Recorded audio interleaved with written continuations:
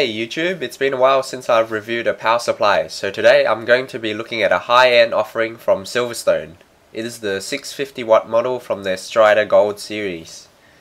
The first interesting note I will point out is that this power supply, although being completely modular, comes in a standard size.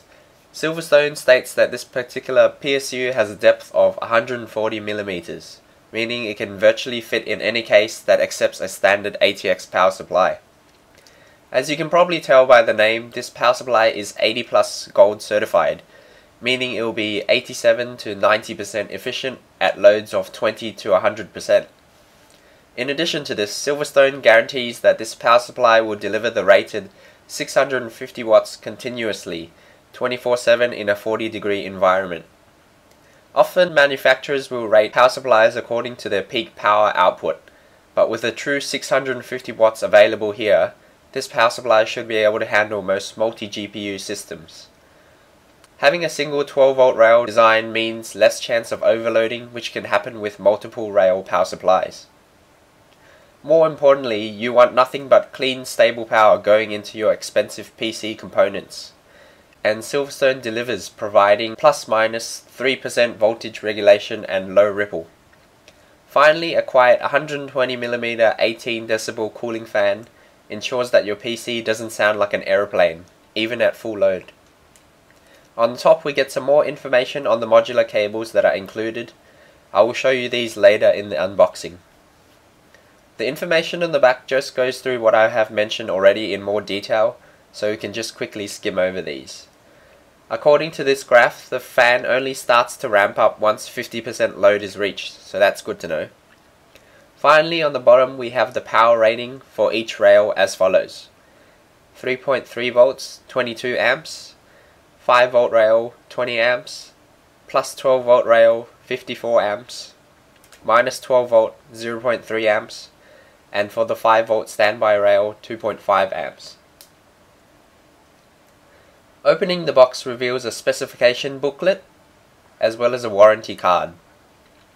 On the side here we have some Velcro straps to help with cabling, as well as some cable ties and black mounting screws. Safely tucked away in the bubble wrap is the power supply itself. In the bottom we get the comprehensive multi-language user manual, and under this flap is where all your modular cables and mains cable will be contained. The power supply itself features the large 120mm fan on the bottom. On the rear we have lots of hexagonal ventilation for exhausting hot air out of the case. This power supply of course features active PFC, so there's no voltage selector switch to be found here. Another specification sticker can be found on the side here.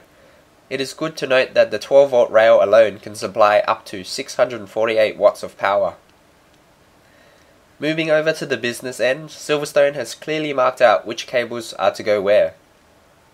The 24-pin ATX goes here, followed by the 8-pin EPS, and the Molex and SATA cables plug into 4 connectors here. The PCI power connectors are clearly marked in blue, and we get a total of 2 6+2 pin connectors. Having a look at the bundled cables now, which are all nicely sleeved in black, we have the 24-pin ATX cable and the 12 volt EPS cable, both coming in at 55 cm long. The graphics card power cables are 75 cm long from end to end, each having a 6-pin and a 6+2 pin connector. Here we have 2 cables with 3 Molex connectors and a Floppy connector. These are 95 cm long. Finally, we get the 2 95cm cables with 4 SATA power connectors on each. All in all, the Silverstone Strider Gold 650 provides adequate power and cables for most dual graphics card setups, and is a compact solution for those who insist on having a modular power supply. The use of quality components inside ensures long life, quiet operation, and the high efficiency in order to be 80 plus gold certified. Thank you for watching. As always, if you have any questions, be sure to leave them in the comment section below, and I'll get back to you as soon as I can. Be sure to check back soon for more unboxings and reviews. See you next time.